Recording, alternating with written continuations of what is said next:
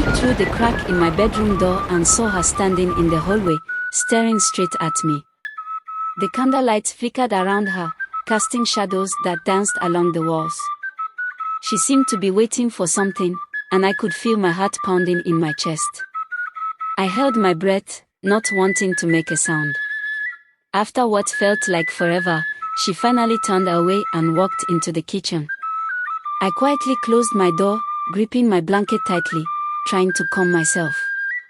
I had to stay awake, but sleep crept in anyway. When I woke up, it was morning. I quickly dressed and rushed to find my father. He was at the breakfast table, and my stepmother was already serving him his meal. I hesitated but decided to tell him about the night before. "Dad, I saw her," I said, trying to keep my voice steady. "She was in the hallway." He looked at me, and I could see the confusion written on his face. "Are you sure, my child? You might have just dreamt it." Before I could respond, my stepmother stepped in. "She probably just got scared of the shadow," she said with a soft laugh. "Children have such vivid imaginations." My father chuckled, but I felt a chill run down my spine. I wanted to trust him, but something was clearly wrong. As the days went on, her behavior became stranger. She would leave the house for long stretches, always returning with a strange smell lingering around her. One afternoon, I decided to follow her. I waited until she left for her mysterious errands, then crept out behind her. She led me deep into the forest, where the trees whispered secrets. I hid behind a large rock and watched as she met with a group of women I had never seen before. They huddled together, their voices low and urgent. I strained to hear, but I could only catch bits and pieces. "The girl, she knows too much, we must act soon," my heart raced.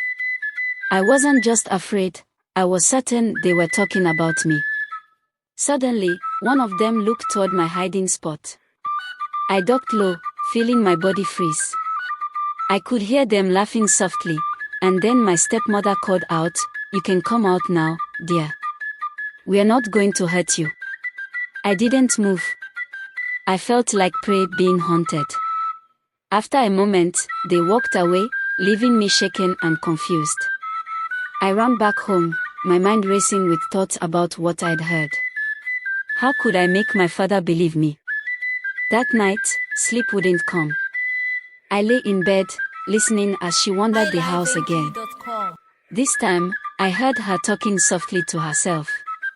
"Soon, it will be done. No more interruptions."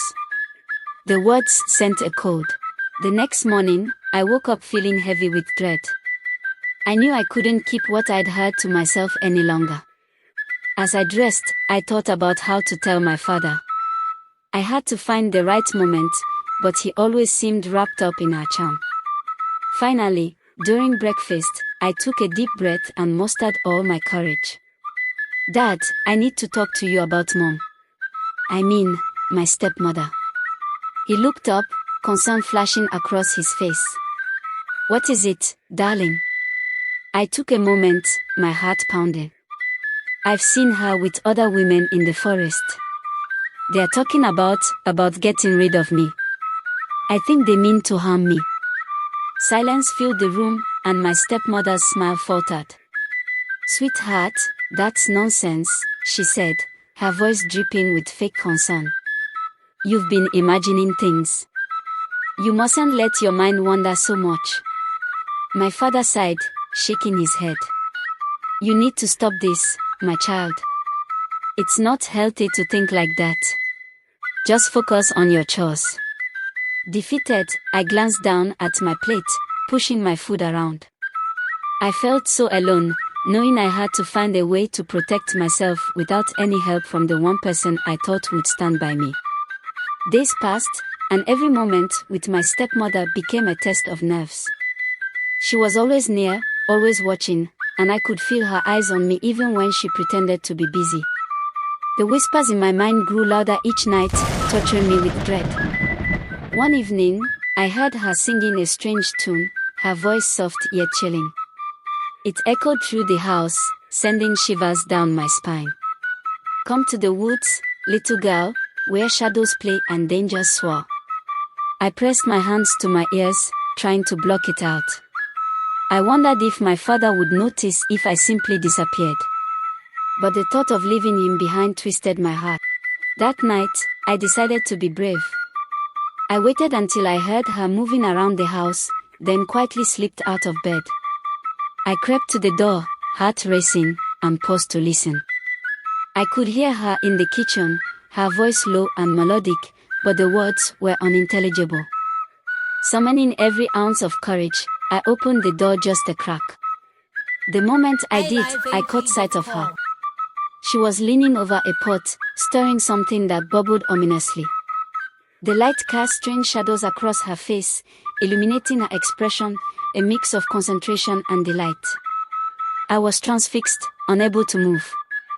I noticed tiny flakes of something dark falling into the pot, and a horrible thought crossed my mind. It looked too much like hair.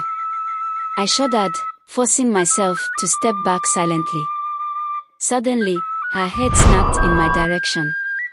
"I know you're there," she said, her voice low and dangerous. "You can't hide from me, little girl." I raced back to my room, slamming the door behind me. My breath came in short gasps as I tried to quiet my racing mind. What was she doing? I couldn't stay there any longer. I needed to escape. The next morning, determined to break free, I concocted a plan. I would leave while she was out in the village. I gathered a small bag with some food and a few coins, even though I had no idea where I would go. I figured I could find shelter in the city, or hopefully find relatives in the nearby villages. As I sat in the shadow of my room, I waited for the right moment. When I heard her tell my father she was going to the market, panic and excitement surged through me. I sprinted to the door, heart pounding in my ears. "Goodbye," I whispered, afraid to say it too loud, as if the walls themselves would betray me. Just as I stepped outside, a feeling of dread washed over me. The forest loomed ahead, dark and inviting, but I had to resist the urge to turn back. I headed down the path, the air thick with tension. I barely made it a few steps when I heard a sharp noise behind me. I spun around, but there was nothing, just the wind rustling through the trees. I shook off the feeling, forcing myself to move forward. I would have to keep going until I was far away. As I reached the outskirts of the village, I glanced back one last time. The little house seemed so small and ordinary, but I knew that it held darkness I could never understand. Then, out of the corner of my eye, I saw a figure standing at the edge of the forest. It was my stepmother. "Where do you think you're going?" she called, her voice playfully mocking, as if she were just a concerned mother. I froze, fear gripping me. "I am just going for a walk," I stammered. Her laugh sent chills through me. "Oh, is that what you call it? You must know it's dangerous out here." With a sudden rush of panic, I turned and ran, adrenaline flooding my veins. I could hear her footsteps behind me, growing closer. "Sweetheart, why run? I only wanted to talk." The trees blurred past as I pushed myself to run faster. Every instinct in my body screamed at me to escape.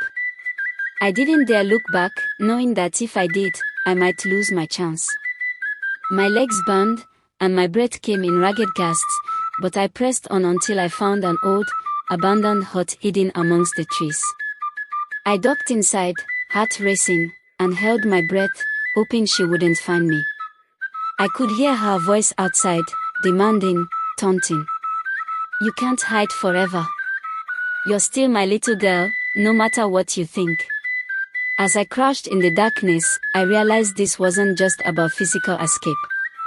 She wanted to trap me in a way that I couldn't see, cage me in fear and silence. I waited, listening to the sounds of the forest, knowing I couldn't stay silent forever. I needed to find a way to fight back. I had to learn her secrets, understand her darkness, before it consumed me entirely. The night crept in with a heavy hush, and I felt the weight of her presence nearby. I couldn't let myself fall asleep. I had to keep watching, keep listening. I wouldn't be her victim anymore.